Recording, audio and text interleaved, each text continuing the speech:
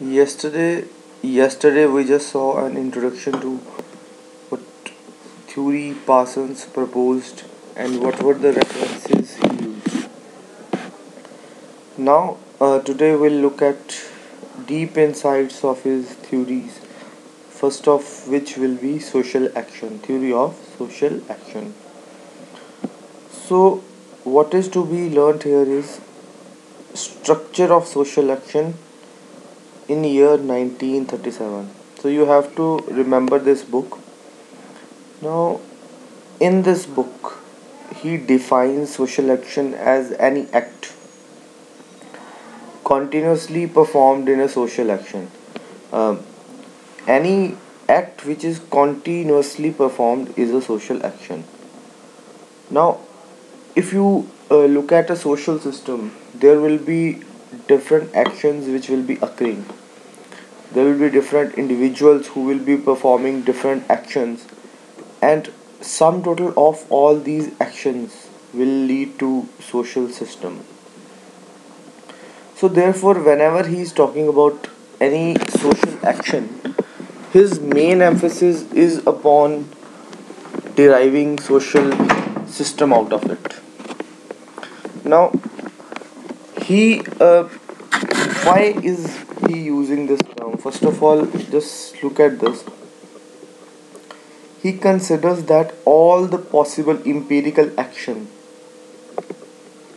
whatever action people are doing around, it can be confined into a universal theoretical framework. Now, structure of social action, you whenever you are looking at this, first go through the social action videos, social action theories video. In that we studied about Max Weber, C.H. Cooleb, G.H. Mead. So when you have gone through Weber, you saw that there are four types of social action. One was traditional, then other was national, value rational or value rational, word rational, then Zweck rational. Then these were the four types of social action. So if you have not gone, then just go through the videos. In that, Weber had already proposed a voluntarist theory of social action. Now, in Weber's theories, the emphasis was upon the meanings attached by the actors while undertaking any social action. But in Parsons' theory, there are four conditions for an action to be social. Now here you can just refer to it as just refer to the interaction happening between two actors in a social system. Therefore, for any action to be social which is happening in those situations, it should occur in a social situation. Then there will should always be a sense of goal or motivation or the goal orientation,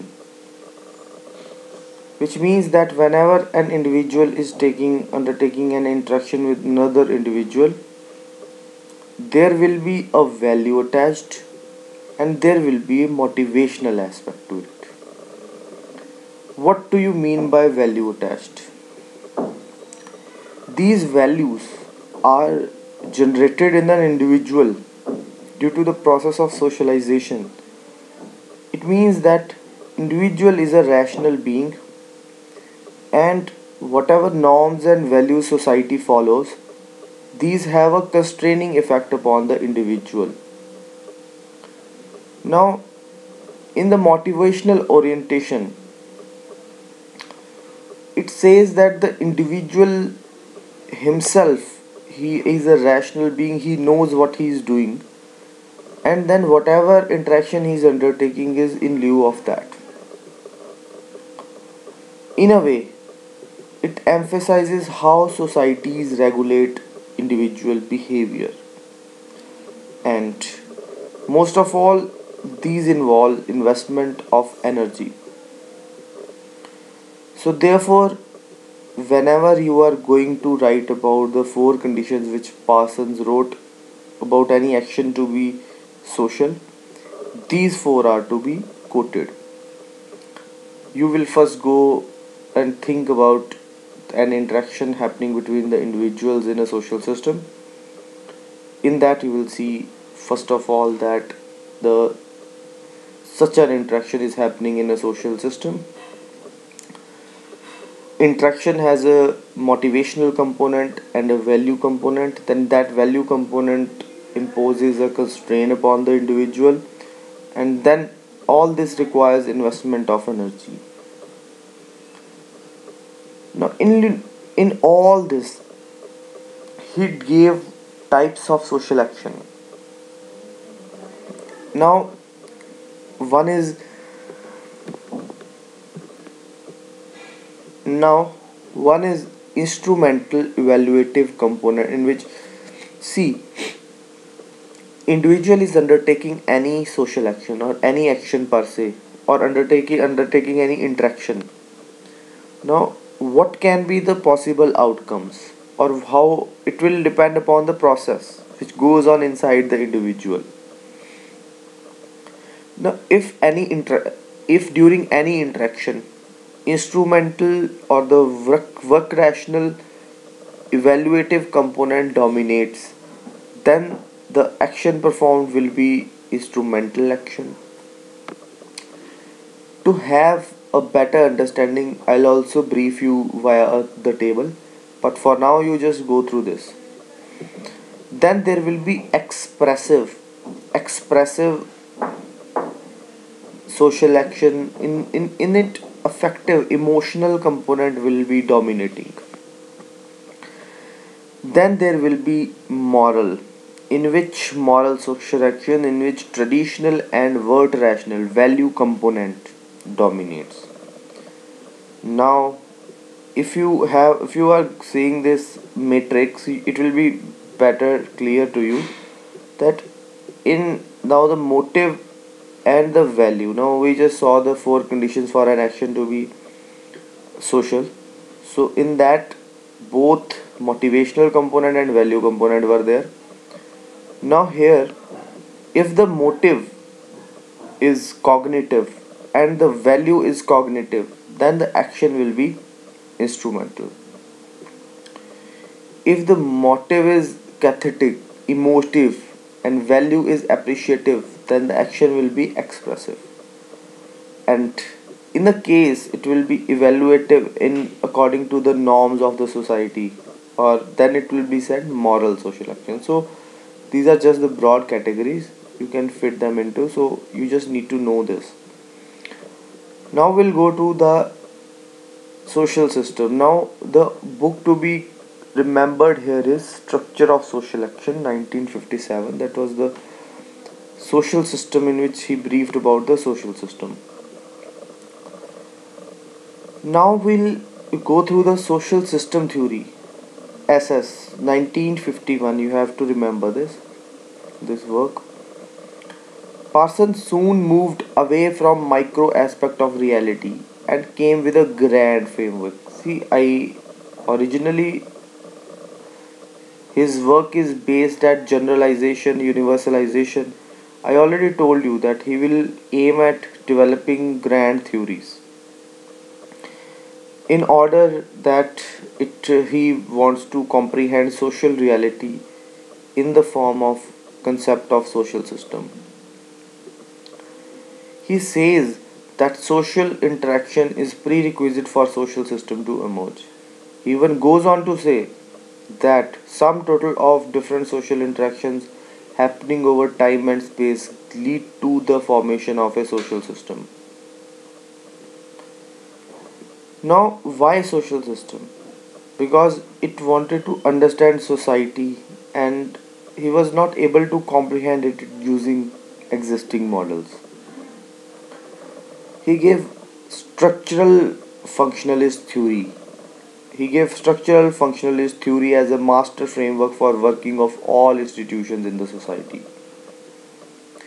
He synthesized action theory or micro and system theory for macro explanation, which he called structural functionalist view of society.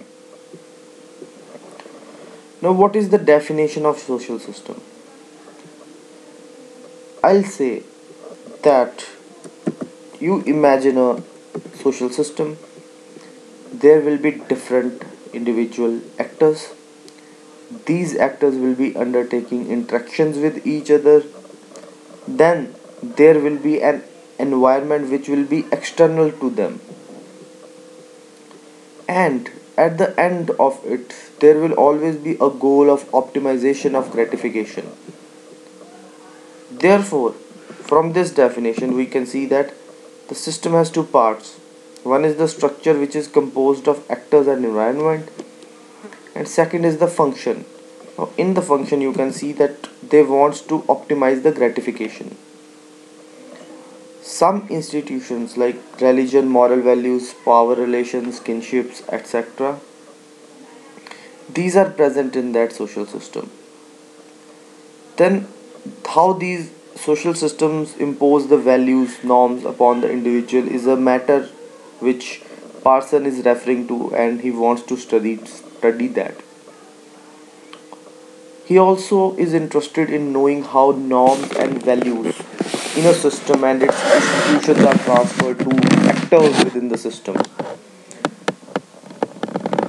Now, just see,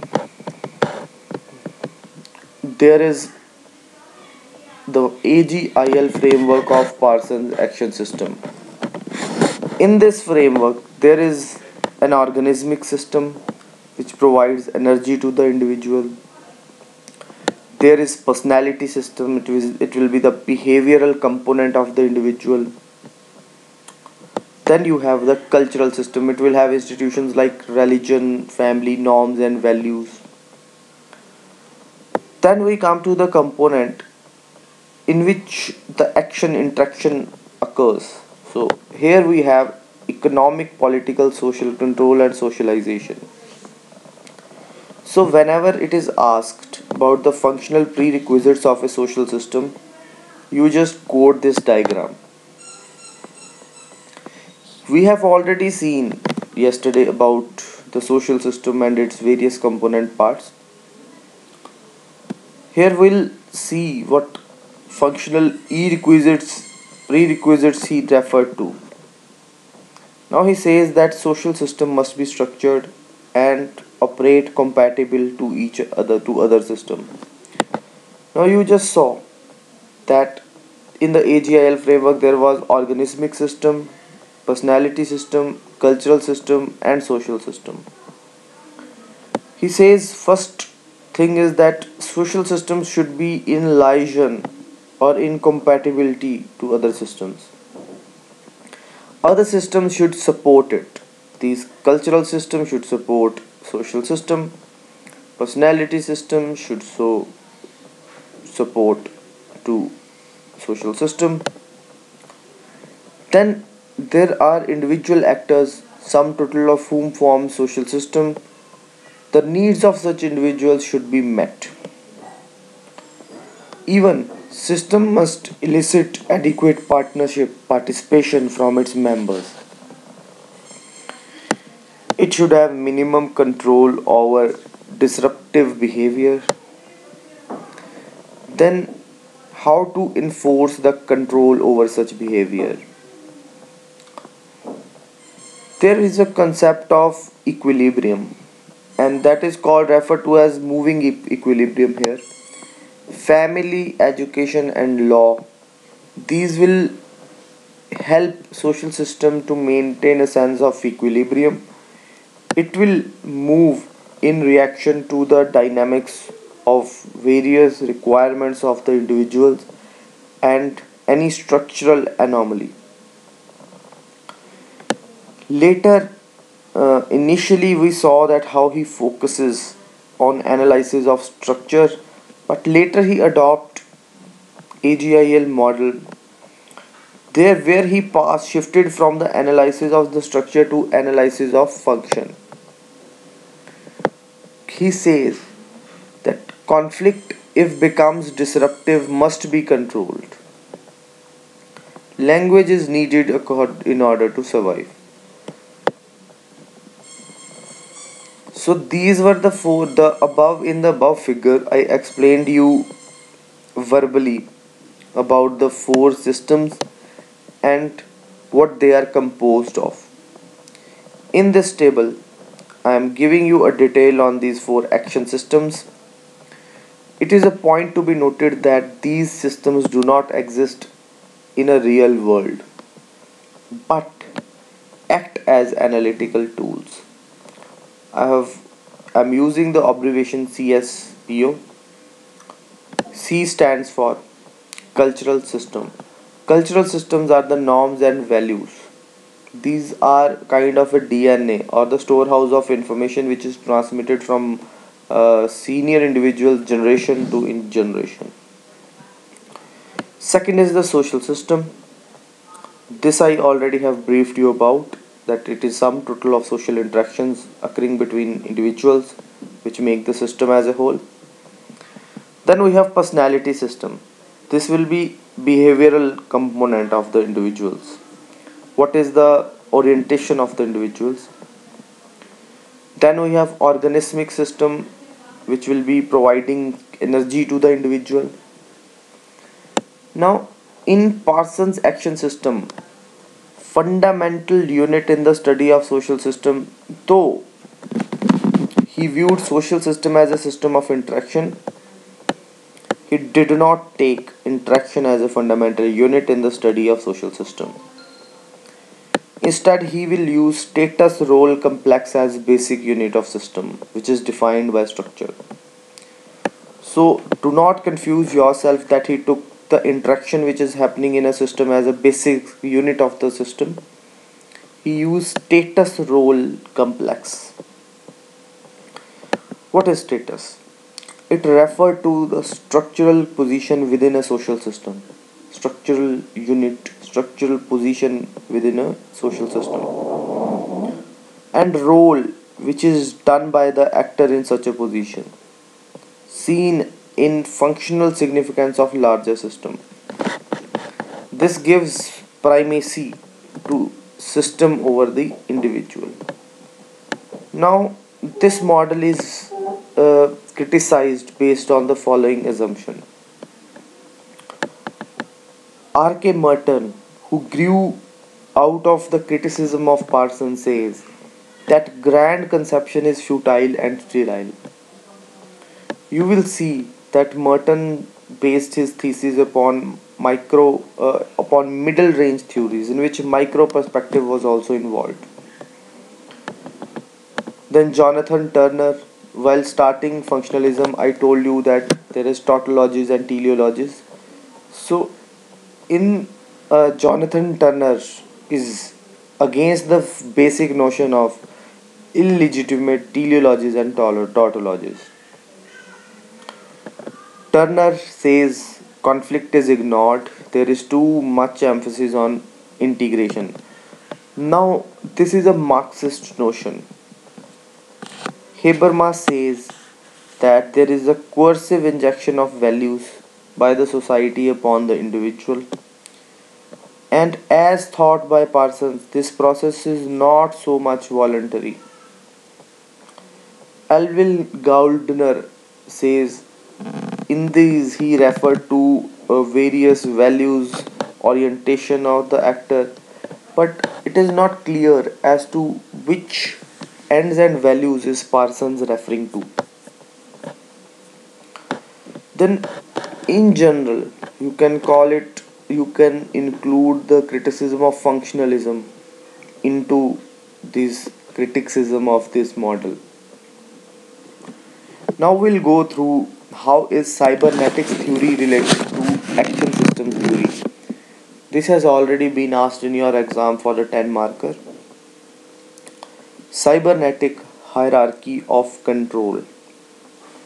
Now, in the conceptualization of systems, Parsons observes that the personality system is related to behavioral system is related to social system is related to political system, then it is related to cultural system and organismic system, and then social system. These are all coordinate, and this is how the society works.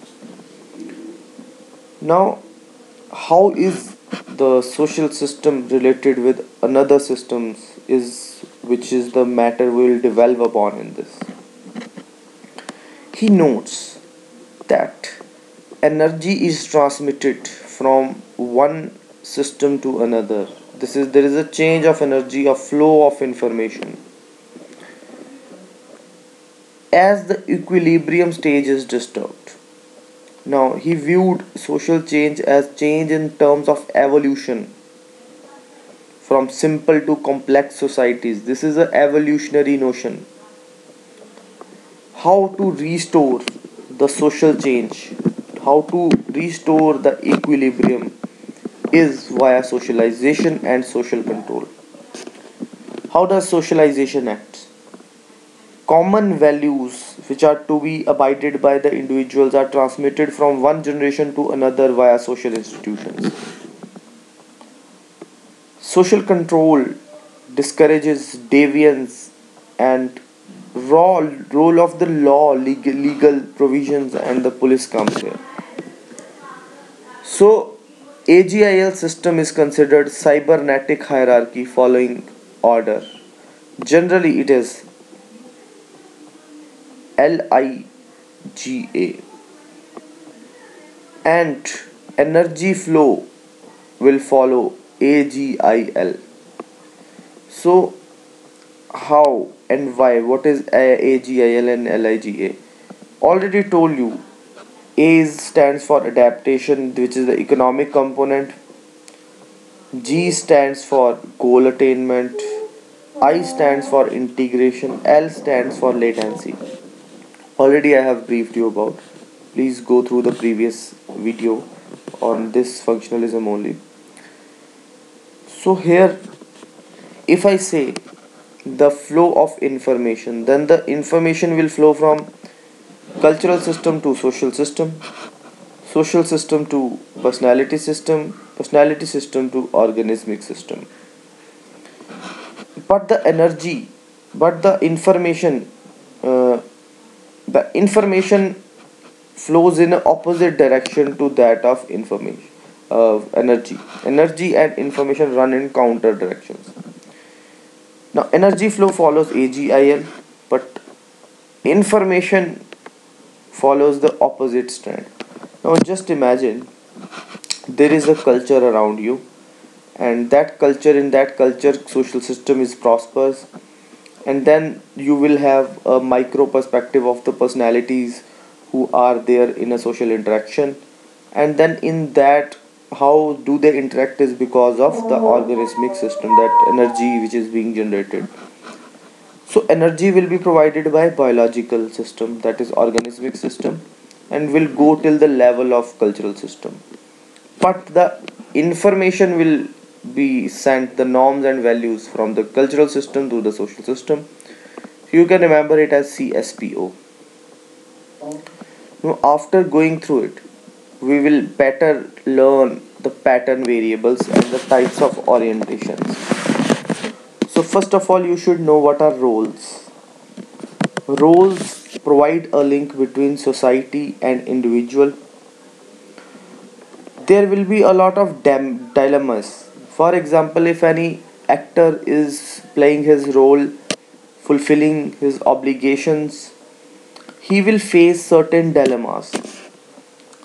Now, these dilemmas will be resolved by combinations of solutions which will be given by social system. Now, these dilemmas refer to the pattern variables. These are the dilemmas where which will be faced by the actor when he has to make any decision in a certain situation, or these will be the choices which will be ahead of him while performing such roles. Pattern variables are concreting link between Parsonian idea of social action and social system. These are the dilemmas. Social system is a solution. These are some dilemmas that exist in systems while performing social action. What is their role? These are these allow for categorization for modes of orientation in the personality system, value patterns of cultural systems, and normative requirement of social systems. Now, here these recognize that whenever you are going to undertake some action, there will be some options in front of it. These options will sometimes be in dichotomous to each other. I mean, they will have their alternative. Then there will be some normative demands and there will be some value orientations. I have used the keyword of PAADS, just go through it. So in modern, I'll go through the modern system. In a modern social system, you will see that the power of self orientation is more. People are oriented towards self. This is in contrast to the traditional where collective orientation prospered. We gave dominant notion to affective neutrality. The role of emotions is lessened. Then the roles are particular. Just take an example of division of labor. Then this is achievement based societies, not the birth like ascription based. Then we are specific, not diffusive. The role is well defined. So whenever you are going to undertake some social actions, these can be your orientations. I mean, you can act in a way to further advance your self orientation, or you can take the action with or without emotions, with or without particularism. So this is how it goes. Now, based on these, you will have based on the choices you make, the pattern variable you choose, the dilemma you face, you will have four types of social actions. First is universalistic achievement pattern. Now, you can have the example of modern American society. Everybody will look after achievement. If I say universal ascription pattern, you take the example of Nazi Germany. Then particularistic achievement pattern, it will be in Chinese and Japanese families. Then particularistic ascription pattern will be in Indian caste system. Now, why particularistic? Why not universalistic? See, caste as a phenomena acts upon in different situations in a different way. So that is why it is particularistic ascription pattern. But in Nazi Germany, it was a universal. I mean, it acted upon almost all the systems in the society during 1939. And then other points are relatively clear to you. But then we see, when will you feel that any dilemma which is posed in front of you are, it is difficult to resolve. It happens when norms and values are not settled properly. If such a case arises, such dilemmas are difficult to resolve. For example, take the example of economies in transition or developing economies. If I just take the example of a model, you can just go through this Ferdinand model of Gemeinschaft and Gesellschaft. When I told you about the traditional and modern orientations and the pattern variables, he Ferdinand Tonies in a parallel, he gave some view about the communities which are around. There will be a world of family congregation, which is referred to as Gemeinschaft. Then there will be a world of market and state, which is referred to as Gesellschaft. Here in Gesellschaft, people and practices are valued instrumentally in what function they perform. But in Gemeinschaft, people and practices are intrinsically valued. Now, in Gesellschaft, there will be less interaction. People won't know them well. It is in like Western societies, not like the Indian societies where people know each other, their neighbors, and their interactions are intimate. In chisel shaft, these interactions are only for the self benefit. Now, if I say conclusion, then pattern variables help in distinguish between different types of societies. I mean, if you want to categorize a traditional societies, you will look for the orientations or the pattern variables in that society. It drew upon the notion that no society is static or dynamic. These provide overall direction to society members to assume their roles. Now, Brian Turner and Jeffrey Alexander have recently revived his ideas. Functionalist theory about what societies need have is far from perfect. Their theories about what needs societies have come from the following two sources. Sociologists and anthropologists have studied thousands of different societies and cultures to discover if there are any institutions which appear in all of them. George Peter Murdoch in the 1940s argued that the family exists in every society, while Davis and Moore, whose work we'll study in greater details in our stratification chapter, argued that there is some form of stratification system in every society. Functionalists thus concluded that at the very least, societies need some form of family, some form of stratification system in order to survive. Now, Marion J. Levy reflected on what kinds of conditions would lead to collapse of society. She argued that this would happen if member became extinct, if they become totally apathetic, involved in a war of all against all. So, when intimate relationship between the people, intimacy reduces, they don't know each other and they fight over the resources. So, you can imagine this social situation. It will lead to wars. Thus, she argued that all the societies needed these mechanisms to ensure that these things don't happen. It follows that societies needed some kind of mechanism for reproducing new members. So, therefore, in the conclusion, you will quote first that functionalism is not dead. Brian Turner and Jeffrey Alexander revived the ideas told by Balcott Parsons. George Peter Murdoch used his theories while studying family, then Davis and Moore while studying stratification and about functional positions, and Marion J. Levy was also of the same opinion of equilibrium, emphasized upon the equilibrium. Now we'll see the criticism of Parsons' theory. The criticism, it is to be noted that the criticism will come from both outside and inside functionalist phase. Within functionalism, the most significant criticism come from Robert K. Merton 1968.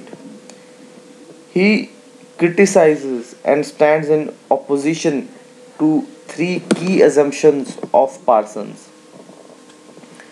We saw that Parsons was vouching for functional indispensability, that whatever exists in the society, like family, religion, it is functionally indispensable in the existing form. Now you see Merton referred to some alternate institutions. For example, a family, now crash homes are there, institutional care is available. So Merton points out to the possibility of functional alternatives. Now, primary socialization is not the only responsibility of the family, but there are different mechanisms to do so. Second was the maxim of functional unity. Parsons says that all the systems, various parts, CSPO and AGIL model, these are tightly integrated into into a single whole or unity, and that each part is functional. And when each part is functional, the society functions and performs its prerequisites. Similarly, if one part changes, it will have a moving equilibrium over other parts. The effect of the moving equilibrium. However, Merton was of the view that not all the parts are connected, some will be dissociated from each other. Let us say that inside the family structure there is joint family and nuclear family. Now, if nuclear family disappeared, then the system will not fail. Therefore, he was contesting the maximum of functional unity. Then, functional universalism. I mean, there was a kind of a notion of positive function which was attached to everything which existed in the society and gave shape to the society as a whole. However, Merton in itself says that some aspects of the society may be dysfunctional for certain groups and functional for others. Just look at the example of drugs.